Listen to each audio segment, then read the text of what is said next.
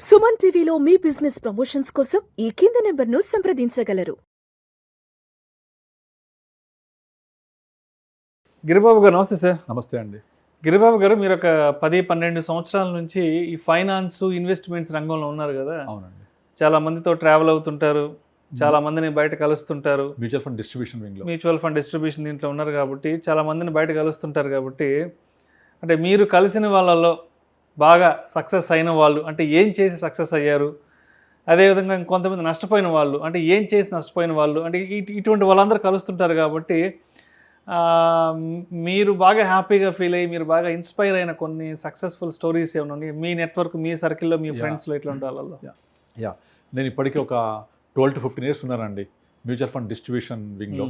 So నేను నా 12 years ఎక్స్పీరియన్స్లో ఇప్పటిదాకా నేను చాలా సక్సెస్ స్టోరీస్ చూశాను. ప్రాపర్గా ఫినాన్షియల్ ఇన్వెస్ట్మెంట్స్ ప్లానింగ్ చేసుకున్న వాళ్ళని. అదేవిధంగా నేను డబ్బు సంపాదించాను, నాకు నెలకు 3 లక్షల జీతం వచ్చింది, నేను ఒక మంచి వైట్ కాలర్ ఎంప్లాయీని అని ఫీల్ అయిన వాళ్ళు, ప్రాపర్ ఫినాన్షియల్ ప్లానింగ్ చేసుకోక లైఫ్ డిజాస్టర్ అనే వాళ్ళని బోల్డ్ మంది చూసాం. అండ్ రీసెంట్గా మనం లే ఆఫ్ చూస్తున్నాం కదా. ఒక ఎంప్లాయీ అయితే తనని లే ఆఫ్ చేస్తే, ఎందుకు నన్ను లే ఆఫ్ చేశారు, నేను లేబర్ కోర్టుకి వెళ్తాను, నాకు అన్ని రైట్స్ ఉన్నాయని చెప్పేసి మేనేజ్మెంట్ తోటి తను రివెంజ్ తీసుకుందాం ట్రై చేస్తే మేనేజ్మెంట్ ఏం చేసింది, నీ పని అట్లా ఉందని చెప్పేసి విపరీతంగా వర్క్లోడ్ ఇవ్వడము. ఆ ప్రెషర్ తట్టుకోలేక he passed away because of pressure. నా ఓన్ క్లయింట్ ఎగ్జాంపుల్, వాళ్ళ భార్యని వెళ్ళి కలిస్తే మొత్తం ఆయన దగ్గర ఉన్న అప్పటిదాకా ఉన్న సేవింగ్స్ మేము చేసినవి అవి తప్ప ₹1 కూడా లేదు. ఇంకా పోను ఒక హోమ్ లోన్ ఇంకా కంటిన్యూ అవుతోంది. లక్కీలీ ఇన్సూరెన్స్ ఉంది కాబట్టి, టర్మినేషన్ చేశాం కాబట్టి బతికిపోయారు వాళ్ళు. లేదు అంటే ఆ పరిస్థితి ఏమై ఉండాలి. ఇది రోజు దాదాపుగా నేను ఈరోజు హ్యాపీగా ఉన్నాను, సంపాదిస్తున్నాను, బాగున్నాను అనుకుంటే, దాంతోపాటుగా మీ యొక్క ఫ్యూచర్ ప్లానింగ్ చేసుకోకపోతే ఎంత డిజాస్టర్ అవుతుంది, చేసుకుంటే లైఫ్ ఎంత బ్యూటిఫుల్గా ఉంటుంది. ఇవన్నీ చూసా నేను. ఒక ఎగ్జాంపుల్ చెప్తాను, 2-3 ఎగ్జాంపుల్స్. రీసెంట్గా నా దగ్గరికి ఒక వైఫ్ అండ్ హస్బెండ్ వచ్చారు. వాళ్ళ ఏజ్ వచ్చేసి 60-61 years ఉంటాయి. వాళ్ళకి 2 పిల్లలు, ఒకరు ఆస్ట్రేలియా, ఒకరు అమెరికా. అతను స్టేట్ లెవెల్లో ఒక మంచి డిపార్ట్మెంట్ హెడ్గా చేసి రిటైర్ అయ్యారు. వాళ్ళ భార్య చెప్పడం ఏంటంటే, నేను గత 20 ఏళ్ళలో ఎప్పుడు ఆటో ఎక్కింది లేదు, బస్ ఎక్కింది లేదు, రైలు ఎక్కింది లేదు. ఎందుకంటే అంత పెద్ద స్టేటస్లో ఉండి వాళ్ళకి అన్ని రకాల ఫెసిలిటీస్ ఉండేవి. రిటైర్ అయిన తర్వాత మీరు నమ్మరు, ఇప్పుడు ఆయన నా ఫోన్ మార్చుకోవాలి అంటే డబ్బులు లేవు. మా ఇంట్లో ఫ్రిడ్జ్ చాలా ఓల్డ్ మోడల్ ఉంది, న్యూ మోడల్ తీసుకురావాలంటే డబ్బులు లేవు. సో ఏం చేశారు అంటే, తను సర్వీస్ చేసిన ఆ 32 సంవత్సరాలలో పిల్లల్ని చదివించడము, వాళ్ళకు ప్రాపర్గా అన్ని ఎడ్యుకేషన్ ఫెసిలిటీస్ ఇవ్వడము, తర్వాత ఇద్దరికి అమెరికా వెళ్ళడానికి, ఆస్ట్రేలియా వెళ్ళడానికి హెల్ప్ చేయడము. అది అయిపోయిన తర్వాత 2 కొడుకులకు 2 ఇల్లులు ఉండాలని చెప్పేసి 2 పెద్ద పెద్ద ఫ్లాట్స్ తీసుకోవడము.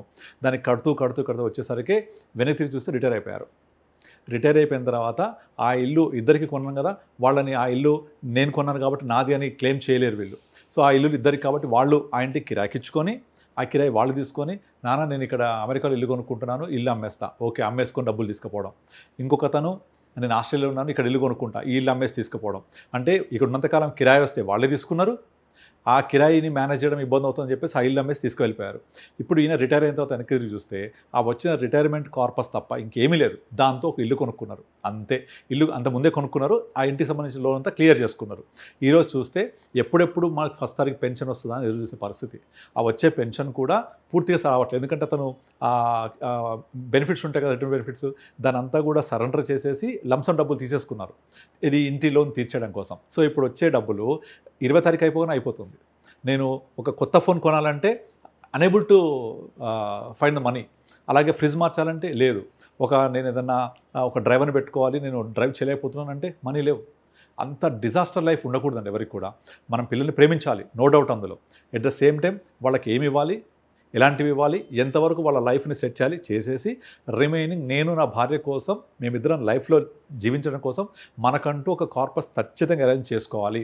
అంతగా మన పిల్లల ప్రేమ ఉంటుంది కాబట్టి మన తదనంతరం వాళ్ళకి వెళ్ళేలాగా ప్లాన్ చేసుకోవాలి తప్ప మనం మొత్తం వాళ్ళకే ఇచ్చి ఉత్త చేతితో కూర్చోకూడదు. ఇదైతే బిగ్ లెసన్. సో ఆయనకు టోటల్గా ఆయన ఎప్పటి నుంచో చేసిన, వాళ్ళ వైఫ్ చేసిన కొన్ని FDs అవి ఉంటే వాటన్నిటినీ ప్రాపర్గా SWP, IDSW ఫండ్స్లో పెట్టి మంత్లీ కొంత డబ్బులు వచ్చేలాగా హెల్ప్ చేశాం. ఆ డబ్బులు ఆయనకి ఇప్పుడు చాలా పెద్ద మొత్తంలో కనిపిస్తున్నాయి. ఒకప్పుడు ఆయన చేతిలో లక్షలు చూసిన వ్యక్తి ఆయన.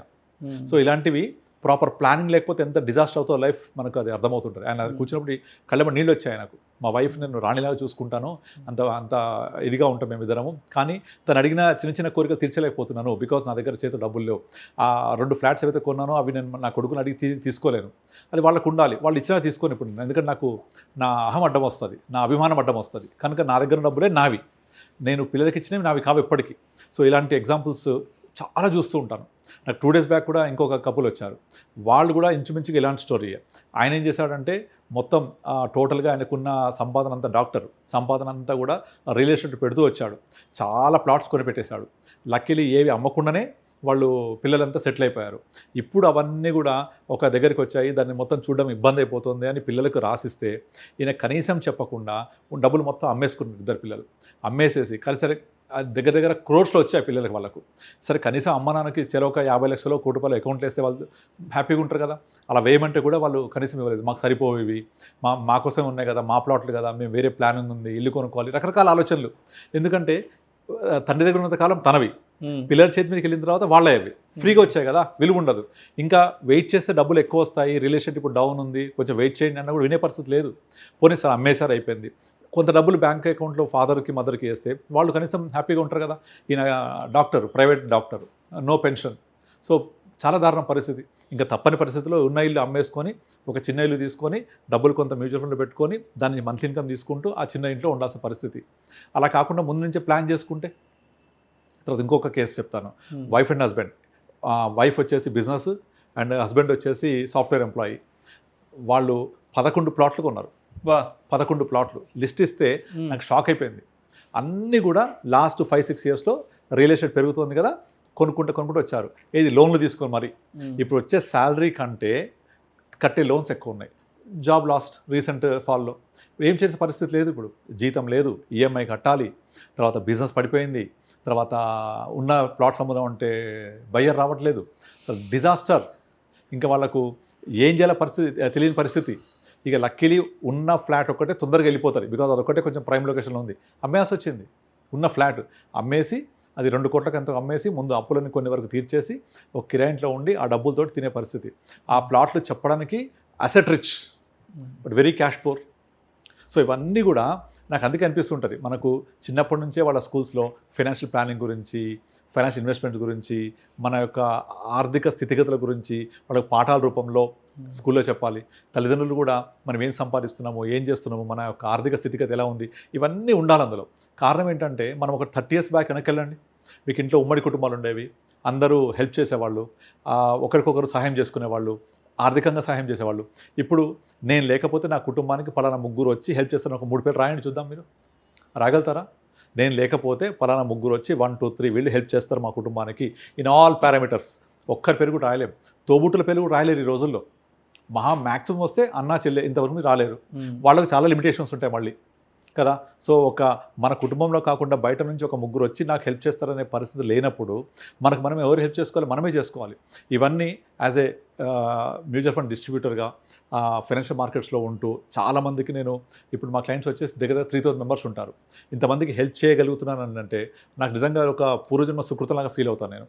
నేను ఏదో పూర్వజన్మ మంచి చేసి ఉంటాను, మా పేరెంట్స్ మంచి చేసి ఉంటారు, అందువల్ల నాకు ఈ అదృష్టం కలిగింది, ఇంతమందికి హెల్ప్ చేయగలిగానని. ఇక కోవిడ్ టైంలో అయితే చెప్పక్కర్లేదు, చాలామందికి కోవిడ్ టైంలో ఈ మ్యూచువల్ ఫండ్లో పెట్టిన మనీయే తీసుకొని ఇంట్లో తినాల్సిన పరిస్థితి ఉండింది. అప్పుడు పనిచేసింది ఒకటే స్టాక్ మార్కెట్ కదా, ఈ మ్యూచువల్ ఫండ్స్ ఒకటే రిడీమ్ అవుతుండేవి, బ్యాంకులో డబ్బులు పడుతుండేవి. ఈ డబ్బులే చాలామందికి లైఫ్ ఇచ్చింది. ఇంకొక ఎగ్జాంపుల్ చెప్తాను. ఒక అతను స్వీట్ షాప్ ఉంటుంది, అతను ఆల్మోస్ట్ 2010-11 నుంచి చిన్న షాప్స్ నుంచి ఒక 4-5 షాప్స్ దాకా ఎదిగాడు. కరెక్ట్గా కోవిడ్కి ముందు ఒక 1.5 crore ఇన్వెంటరీ, అంటే కోవిడ్ వస్తే మన ఏమన్నా ఇబ్బంది అవుతుంది అని చెప్పేసి లాక్డౌన్ తెలియదుగా మనకు అప్పుడు. సో 2020 February, March ఆ టైంలో ఒక 1.5 కోటి వర్త్ ఆఫ్ మెటీరియల్ తెచ్చిపెట్టాడు. గోధుమ పిండి, పచ్చళ్ళు, అన్ని తినే ఐటమ్స్ అన్నీ కూడా. సడన్గా తెచ్చిన నెక్స్ట్ 2 days లాక్డౌన్ అయిపోయింది. దాంతో మొత్తం అంతా డిజాస్టర్. 45 రోజుల తర్వాత లాక్డౌన్ అయిపోయాక ఓపెన్ చేస్తే మొత్తం బూజు పట్టిపోయింది. 1.5 కోటి వస్తువులు మొత్తం తినే ఐటమ్స్ అన్నీ పెంటను పడాల్సి వచ్చింది. ₹1 చేతిలో లేదు, స్టాఫ్ అందరు వెళ్ళిపోయినారు. పరిస్థితి ఏంటి? ఆయన మొత్తం ఎక్కడ నాకు రూపాయి దొరుకుదా అని చూస్తే ఫస్ట్ గుర్తొచ్చింది మ్యూచువల్ ఫండ్స్. అంతకు 3-4-5 ఇయర్స్ నుంచే నేను ఆయన కలిసి బలవంతంగా కరెంట్ అకౌంట్ ద్వారా నెలకు ₹1,00,000 సిప్పు చేసేవాడిని. ఆయన తెలియదు ఆ సిప్పు వెళ్తున్నట్టు కూడా, ఎందుకంటే అంత క్యాష్ ఫ్లో ఉండేది. కరెంట్ అకౌంట్లో పడుతుంటే వెళ్ళిపోతుంటాయి, డబ్బులు వేస్తుంటారు కదా కరెంట్ అకౌంట్లో, అలా క్యాష్ ఫ్లో 3-4 షాపులు ఉండేవి, స్వీట్ షాప్స్. సో ఫ్లో ఎక్కువ ఉండేది. అంత ఫ్లోలో ₹1,00,000 ఎస్ఐపి అనేది తెలియకుండా వెళ్ళిపోయింది. అది ఇంపార్టెంట్. ఇక్కడ మ్యూచువల్ ఫండ్లో ఉన్న గొప్పతనం ఏంటంటే నీకు 3 లక్షల జీతం వచ్చి రావడం కాదు, నువ్వు ఎంత సేవ్ చేస్తున్నావో దట్ ఈజ్ ఇంపార్టెంట్. అంత వచ్చేసి దాంట్లో ₹1,00,000 సేవ్ చేస్తుండడం వల్ల 4-5 ఇయర్స్ తర్వాత ఆయన పెట్టిన 60 మంత్స్కి 60 lakhs ఇన్వెస్ట్ చేస్తే అది కాస్త 1.3 crore అయింది. సో అతను నాకు ఫోన్ చేశాడు, ఇట్లా మొత్తం పరిస్థితి ఏదైపోయింది, నాకు ఏం చేయాలని అర్థం కావట్లేదు, మనీ ఎక్కడ లేదు, మనం పెడుతుండే కదా ఏమున్నాయని అడిగాడు. 1.3 crore ఉంది అని చెప్తే మీ నంబర్ నిజంగా తొలి ప్రేమ సినిమాలో పవన్ కళ్యాణ్ చెట్టు త్వరలో పోయి ఎట్లా ఎగురుతాడు, అది హీరోయిన్ ఓకే చెప్పినప్పుడు ఆ రేంజ్లో ఎగిరిండి ఆయన. ఎగిరి ఇంకా హ్యాపీనెస్ తోటి ఇంకా డబ్బులు రిడీమ్ చేసుకొని కొంచెం మళ్ళీ తీసుకొని మళ్ళీ మెటీరియల్ తెచ్చుకొని ఆయన దాదాపుగా మళ్ళీ కొత్త లైఫ్ స్టార్ట్ చేశాడు. 5 షాపులు తీసేసి ఓన్లీ 1-2 షాప్స్ పెట్టేసుకొని ఒక సెంట్రల్ కిచెన్ స్టాఫ్ తగ్గించుకొని మళ్ళీ స్టార్ట్ చేసి ఈరోజు మళ్ళీ తను మళ్ళీ 5-6 షాప్స్ మెయింటైన్ చేస్తున్నాడు. ఎప్పుడు వెళ్తే మీ ఫోటో ఇవ్వండి సార్, నేను దేవుడి దగ్గర పెట్టుకుంటా, మీ నాకు దేవుడి కంటే ఎక్కువ అని చెప్తూ ఉంటాడు. ఇక లైఫ్ స్టార్ట్ అయింది అక్కడ నుంచి, మళ్ళీ కొత్త లైఫ్. ఒకవేళ ఈ సేవింగ్ లేకపోతే, ఆ ₹1,00,000 ఎస్ఐపి చేయకపోతే ఆయన ఆ ₹1,00,000 ఎక్కడ పోయేది? అందుకే చాలామంది చెప్తుంటాను నేను, మీరు కనీసం మీ శాలరీలోంచి ఎంతైతే డబ్బులు వస్తాయో తెలియకుండా వెళ్ళిపోతూ ఉంటాయి. మీ బిజినెస్ ఒక బావి అనుకోండి, ఎన్ని నీళ్లు పోస్తే నిండుతాయి? నిండదు. ఎన్ని తీస్తే అయిపోవు. కనుక అందుకే బిజినెస్ పీపుల్ అందరికీ కూడా ఆ బిజినెస్ అనే బావిలోంచి కొంచెం తీస్తూ ఉంటే పక్కన ఒక మహావృక్షం పెట్టుకోవాలి. ఇక్కడ ప్రాబ్లం అయితే అక్కడ చెట్టు నీడేస్తుంది. అలా చేయబట్టి ఇతనికి ₹1,00,000 దగ్గర తెలియకుండా ఇన్వెస్ట్ అయ్యి ప్రతి నెల ₹1,20,00,000 వచ్చింది. ఆ డబ్బులు మళ్ళీ కొత్త లైఫ్కి హెల్ప్ అయింది. లోన్ ఎవరు ఇస్తారు? డబ్బులు ఎక్కడ వస్తాయి? సో ఇలా ఈ ఫీల్డ్లో నేను ఎంతోమందికి హెల్ప్ చేయగలుగుతున్నాను. ఇలాంటి సక్సెస్ స్టోరీస్ చాలా చూశాను. Right sir. Thank you sir. Thank you so much Giribabu garu. Thank you అండి.